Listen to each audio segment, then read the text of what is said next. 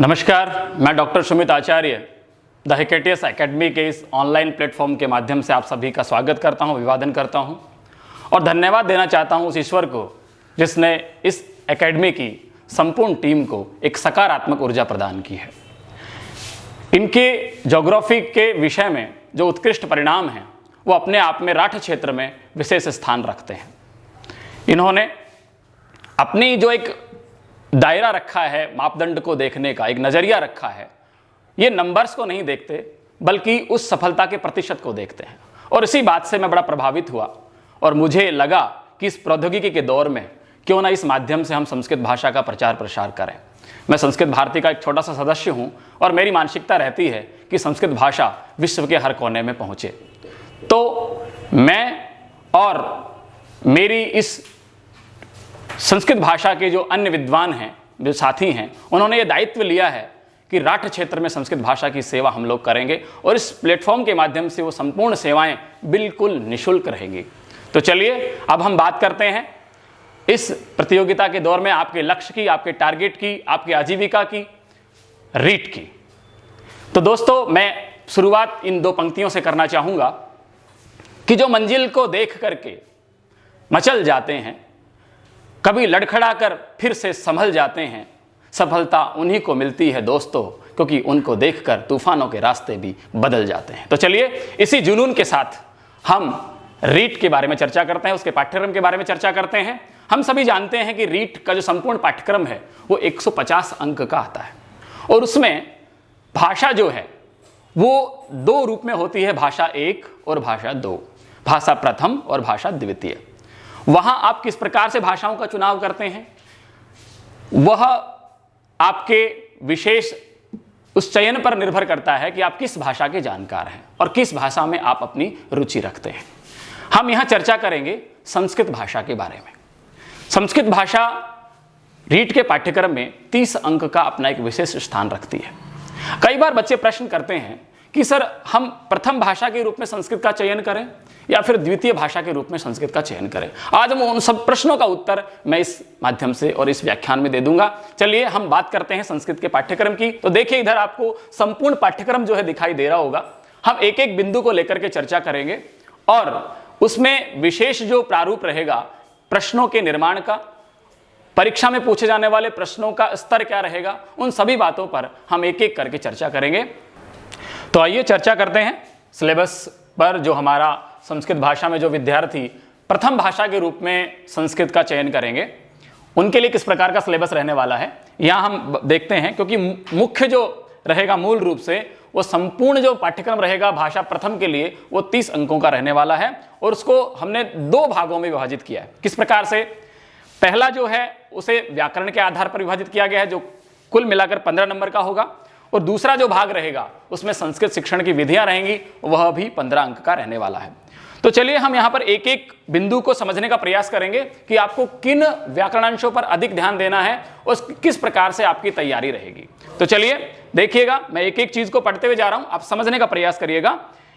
पहला बिंदु है एकम अपठितम गद्यांशम आधारीकृत्य निम्नलिखित व्याकरण संबंधिनः प्रश्नः भविष्यन्ति। यहां जो पहला बिंदु है उसमें आपको एक गद्यांश मिलने वाला है।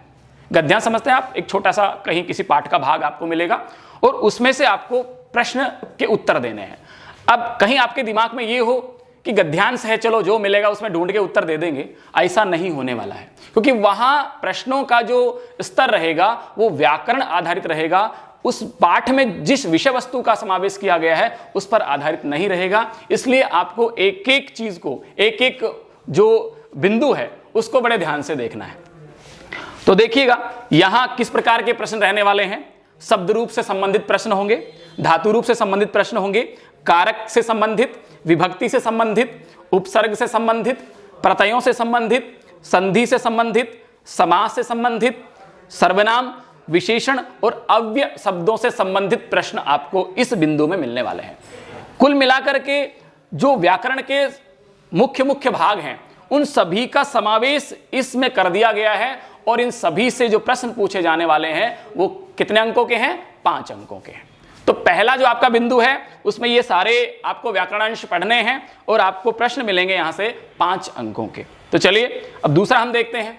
यहां भी एकम अपठितम गद्यांशम आधारीकृत्य निम्नलिखित बिंदु संबंधिनः व्याकरण प्रश्नः भविष्यन्ति।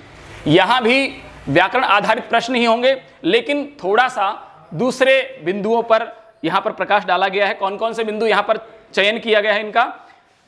वचन, ध्यान ये रखिएगा कि पहला जो था उसमें कहीं ना कहीं शब्द रूपों पर, शब्द निर्माण पर ध्यान दिया गया है। यहां आपको क्रियापद पर ध्यान देना है।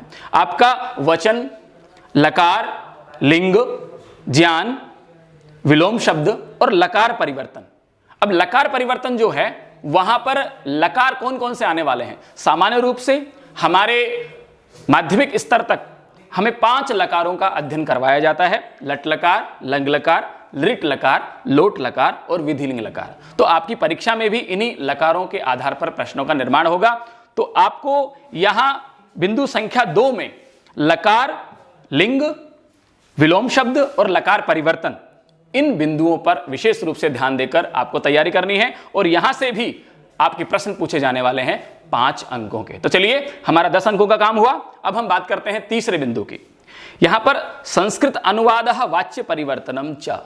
यहां पर आपको हिंदी भाषा से संस्कृत भाषा में अनुवाद भी करवाया जा सकता है और वाच्य परिवर्तन भी करवाया जा सकता है। अर्थात कर्तरी से कर्मणि, कर्मणि से कर्तरी या भाववाच्य, अर्थात आपसे वाच्य परिवर्तन इस बिंदु के आधार पर करवाए जा सकते हैं। तो यहां पर आपको अशुद्धि संशोधन और संस्कृत सूक्तियों पर भी ध्यान देना है, क्योंकि वो भी इसमें कहीं ना कहीं जोड़े गए हैं। तो देखिएगा, यहां तीसरे बिंदु में जो 5 अंकों का आपके सामने एक विशेष पाठ्यक्रम यहां बनाया गया है, उसमें वाच्य परिवर्तन, संस्कृत भाषा अनुवाद और अशुद्धि संशोधन के साथ साथ संस्कृत की सूक्तियां भी जोड़ी गई हैं।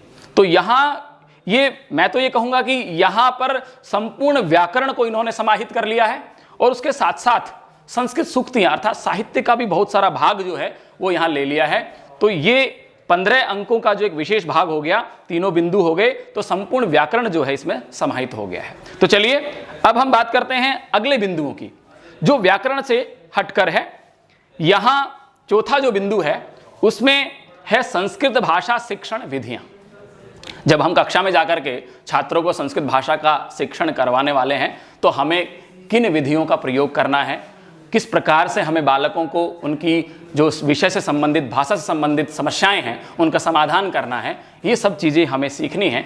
तो उसके लिए यहाँ आपके लिए पाठ्यक्रम में जोड़ा गया है संस्कृत भाषा शिक्षण विधयः।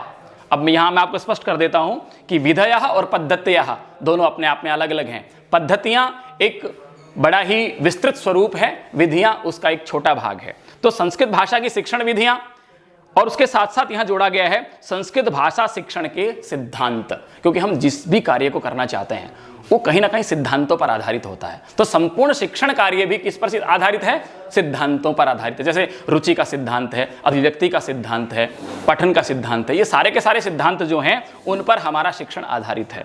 तो ये दोनों बिंदु, संस्कृत भाषा शिक्षण विधियां और संस्कृत भाषा शिक्षण के सिद्धांत, दोनों से 5 अंकों के प्रश्न पूछे जाने वाले हैं। अब देखिए, हम सामान्य रूप से यदि तुलना करें तो हमारा जो पहला भाग है जिसमें 3 बिंदु हैं और उसमें संपूर्ण व्याकरण का समावेश कर दिया गया है, यदि हम उससे इनकी तुलना करें तो यहां केवल 2 बिंदु हैं, संस्कृत भाषा शिक्षण विधियां और संस्कृत भाषा शिक्षण के सिद्धांत। यदि हम उंगली के टॉप्स पे अगर याद करना चाहें तो हम इजीली याद कर सकते हैं और यहां पर ये हमें दे रहा है 5 अंक। चलिए, अभी हम आगे बढ़ते हैं। नंबर 5 जो बिंदु है उसमें है संस्कृत भाषा कौशलस्य विकासः, अर्थात हमारे जो संस्कृत भाषा की कौशल हैं, कितने होते हैं? 4। कौन कौन से? श्रवणम, संभाषणम, पठनम, लेखनम च। अर्थात इन चारों कौशलों के पूर्ण रूप से अपने अंदर समाहित करने के बाद ही व्यक्ति संस्कृत भाषा में एक विशेष स्तर को प्राप्त कर सकता है। तो ये हैं हमारे संस्कृत भाषा के कौशल, इनसे संबंधित प्रश्न होंगे। और इसके साथ साथ संस्कृत भाषा की जो पुस्तक है, संस्कृत भाषा की पुस्तक का जो हमें अध्यापन करना है, उसके अधिगम में हमारी सहायक सामग्री क्या होगी, हमारे अधिगम के साधन क्या होंगे, उनके बारे में, और पाठ्य पुस्तक का स्वरूप किस प्रकार से होता है उसके बारे में, और संप्रेषण जो मुख्य रूप से शिक्षण की आत्मा कही जाती है, उस संप्रेषण के बारे में आपके प्रश्न होंगे। तो देखिए, यहां पर 4 बिंदु आपके साथ हैं। कौन से? 5 संख्या का जो है उसमें संख्या 5 में है संस्कृत भाषा के कौशल, संस्कृत अधिगम के साधन पाठ्यपुस्तक और संप्रेषण के साधन। तो यहां हम देख रहे हैं इन 4 बिंदुओं के माध्यम से हमें 5 अंकों का वेटेज मिल रहा है। अर्थात यहां से प्रश्न जो पूछे जाने वाले हैं कितने अंकों के? 5 अंकों के प्रश्न पूछे जाने वाले हैं। चलिए हम अंतिम बिंदु पे चर्चा करते हैं। बिंदु संख्या 6, यहां पूछा जाना है संस्कृत भाषा शिक्षणस्य मूल्यांकन संबंधिनः प्रश्नाः।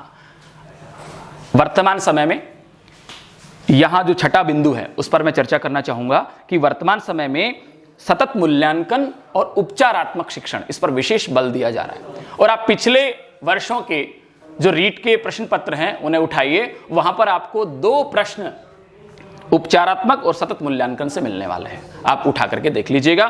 तो निश्चित रूप से ये अपने आप में बहुत महत्वपूर्ण है, सतत मूल्यांकन और उपचारात्मक शिक्षण, क्योंकि वर्तमान समय की जो शिक्षा पद्धति है वो मनोवैज्ञानिक सिद्धांतों पर आधारित है और उन सभी को कहीं ना कहीं आधार प्रदान करते हैं ये सतत मूल्यांकन और उपचारात्मक शिक्षण दोनों। तो चलिए इस बिंदु संख्या 6 में जो प्रश्न पूछे जाने वाले हैं वो 5 अंकों के होंगे और किन किन भागों से पूछे जाएंगे?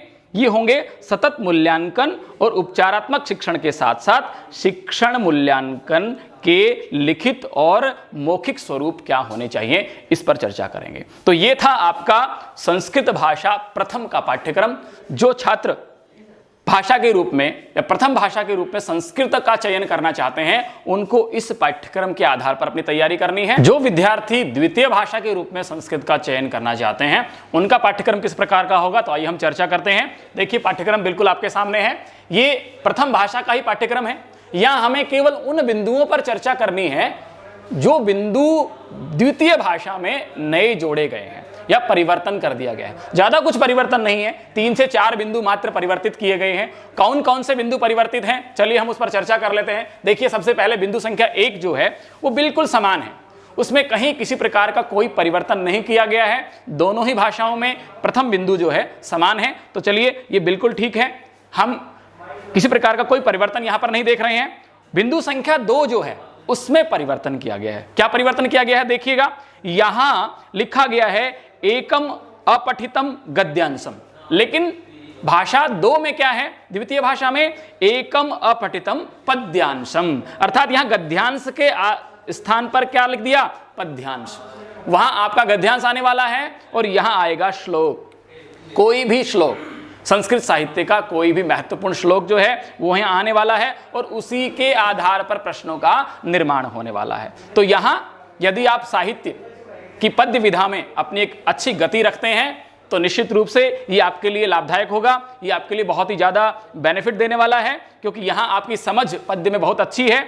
और उसके साथ साथ जब बात पद्य की आ गई है तो यहाँ पर इसके साथ साथ जोड़े गए जो बिंदु हैं उसमें भी छंद को जोड़ दिया गया है। किसको जोड़ा गया है? छंद को। क्यों? क्योंकि जहां पद्य है वहां छंद है, क्योंकि छंद जो है कहा गया है कि छंदबद्धो पद्यम, छंदबद्ध ही पद्य कहा जाता है। तो यहां जब पद्य आ गया है तो छंद को जोड़ दिया गया है। तो छंद के आधार पर एक प्रश्न जरूर होगा।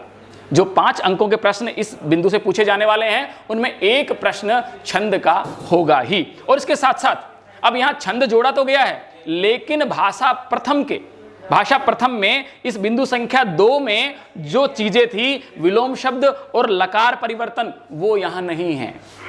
छंद जोड़ा गया है लेकिन 2 बिंदु काट दिए गए हैं। यहां विलोम शब्द और लकार परिवर्तन भाषा द्वितीय में नहीं जोड़े गए हैं जो भाषा प्रथम में हैं। तो देखिए ये यहां परिवर्तन था, विशेष रूप से छंद यहां जोड़ा गया है। अब बिंदु संख्या 3 में किसी प्रकार का कोई परिवर्तन नहीं किया गया है।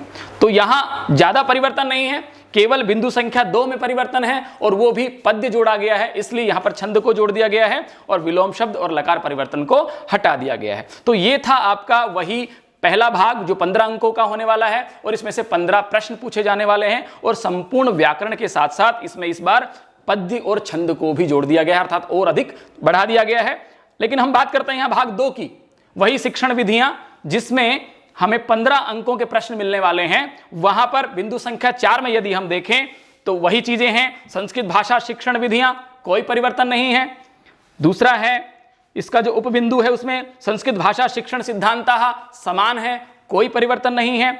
तीसरी जो चीज है इसमें नई जोड़ी गई है, क्या जोड़ा गया है? संस्कृत शिक्षण अभिरुचि प्रश्नाः, अर्थात टीचर एप्टीट्यूड जिसे आप कहते हैं, कि अध्यापक संस्कृत शिक्षण में किस प्रकार से छात्रों में अभिरुचि पैदा कर सके, किस प्रकार से अपने शिक्षण कार्य को और अधिक इंटरेस्टेड बना सके और अधिक प्रभावशाली बना सके, उसके लिए कौन कौन सी विधियां, कौन कौन से उसे विशेष कौशल आने चाहिए, वो चीज इसमें जोड़ी गई है और उस पर प्रश्न पूछे जाने वाले हैं। तो यहां ये नई चीज जोड़ी गई है, लेकिन बिल्कुल मिलता जुलता किससे है? शिक्षण विधियों से और शिक्षण सिद्धांतों से है। नया कुछ नहीं जोड़ा गया है, केवल उन्हीं को और अधिक कहीं ना कहीं इसे विस्तृत कर दिया गया है, इसके भाव को वही रखा गया है, कहीं परिवर्तन नहीं है। तो चलिए बिल्कुल वही इन 3 बिंदुओं से प्रश्न पूछे जाएंगे 5 अंकों के, और हम बात करते हैं अब बिंदु संख्या 5 की।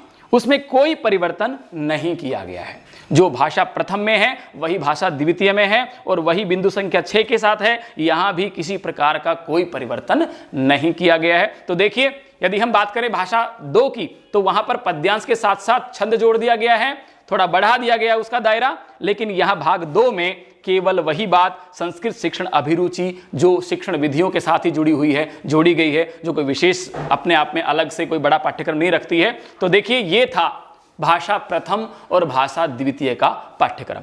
अब हम बात करते हैं कि हमारी तैयारी किस तरह की होनी चाहिए, और तैयारी का जो आधार है वो है आपके पेपर का स्वरूप क्या होगा, आपके प्रश्न पत्र का प्रारूप क्या होने वाला है। क्योंकि हमें केवल एक 100 मीटर के उस ट्रैक पर दौड़ नहीं लगानी है, हमें उस ट्रैक पर दौड़ लगाने के साथ साथ सफलता भी प्राप्त करनी है। और अब समझ में ये आना चाहिए कि दौड़ना तो सबने है, लेकिन दौड़ना कैसे है जिससे कि हम प्रथम स्थान को प्राप्त कर पाएं। तो यहां हम बात करेंगे उसी तैयारी की, क्योंकि हम अमूमन चर्चा करते हैं कि आज मैंने 20 पेज पढ़ लिए, आज मैंने 30 पेज पढ़ लिए। तो कितना पढ़ा वो महत्वपूर्ण नहीं है, हमें पुस्तक को पूरा नहीं करना है, हमने क्या पढ़ा वो महत्वपूर्ण है। और हम क्या पढ़ा उस पर चर्चा करें तो बात आ जाती है शिक्षण पद्धतियों की, शिक्षण विधियों की। क्योंकि प्रथम भाग जो 15 अंकों का है उसमें संपूर्ण व्याकरण को संजो दिया गया है, संपूर्ण व्याकरण को एकत्रित कर दिया गया है। और बात करें व्याकरण की तो निश्चित रूप से यदि आप संस्कृत भाषा के विद्यार्थी रहे हैं तो कक्षा 10 से आपने संस्कृत व्याकरण को पढ़ लिया है, और यहां आपको इस पर अधिक ध्यान देने की आवश्यकता इसलिए नहीं है क्योंकि यहां आपका पूर्व ज्ञान भी आपके लिए बहुत अधिक मददगार होने वाला है। तो हम किसकी तैयारी करेंगे? हम तैयारी करेंगे दूसरे भाग की जो 15 अंकों का है, संस्कृत शिक्षण की विधियां। तो आपने यहां समझा कि संपूर्ण भाषा के पाठ्यक्रम को 2 भागों में बांटा गया है। पहला भाग व्याकरण से संबंधित 15 अंकों के प्रश्न होंगे, दूसरा भाग शिक्षण विधियों से संबंधित है, वहां भी 15 प्रश्न होने वाले हैं। अब हमें यह निर्णय करना है कि हमें किस भाग पर किस प्रकार से तैयारी करने की अपनी एक योजना बनानी है, हमारी तैयारी किस प्रकार से होनी चाहिए, हमें किस भाग को कितना पढ़ना चाहिए, क्यों पढ़ना चाहिए और किस प्रकार से पढ़ना चाहिए। हम बात करते हैं व्याकरण के पहले भाग की, उसमें संपूर्ण व्याकरण को बिल्कुल जो है संजो दिया गया है। तो यहां बात यह है कि व्याकरण का जो भाग है वो हम कहीं ना कहीं कक्षा 10 से पढ़ते हुए आ रहे हैं, और दूसरे जो विद्यार्थी हैं, जो हमारे कॉम्पिटिटर हैं, जिनसे हमें रेस में जीतना है, वो भी कहीं ना कहीं उसी कक्षा से व्याकरण को पढ़ते हुए आ रहे हैं। तो एक सामान्य जो समझ है वो सभी की व्याकरण में बिल्कुल एक ही स्तर की है। तो यहां हम उन्हें लीड कैसे करें, क्योंकि हमें सफलता चाहिए, हमें उनके पैरेलल नहीं चलना है, हमें उनसे 2 कदम आगे चलना है। तो हम लीड कैसे करेंगे वो योजना हमें बनानी है। तो यहां व्याकरण का जो भाग है वो अपने आप में महत्वपूर्ण तो है, लेकिन कम समय में तैयार किया जा सकता है, क्योंकि आप उसके बारे में पूर्व ज्ञान रखते हैं।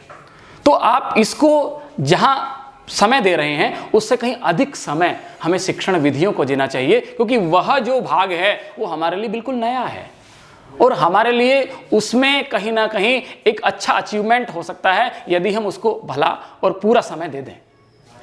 क्योंकि मेरे पास बहुत सारे विद्यार्थी आते हैं कि सर व्याकरण का तो भाग मेरा बहुत अच्छा गया, 15 में से मैं आराम से 13-14 नंबर जो है मैं अचीव कर लूंगा, कर लूंगी, लेकिन शिक्षण विधियों के जो प्रश्न थे ना सर समझ में नहीं आए, उनके ऑप्शन सारे एक जैसे थे, कौन सा करें कौन सा नहीं करें, सारे उत्तर सही लग रहे थे। कहां चूक हुई, हमने उन्हें केवल पढ़ा है, समझा नहीं है। क्यों? हम अंतिम समय में उठाते हैं, चलिए शिक्षण विधियां रह गई हैं, थोड़ा चलते चलते इस पर भी नजर मार लेते हैं। और बात करें शिक्षण संस्थानों की तो वहां भी व्याकरण पर अधिक बल दिया जाता है, क्योंकि शुरुआत ही व्याकरण से होती है। शुरुआत ही व्याकरण से होती है और वहां अधिक समय उस पर दे दिया जाता है और शिक्षण विधियों के तो अमूमन नोट्स पकड़ा दिए जाते हैं कि साहब ये पढ़ लेना आप आराम से।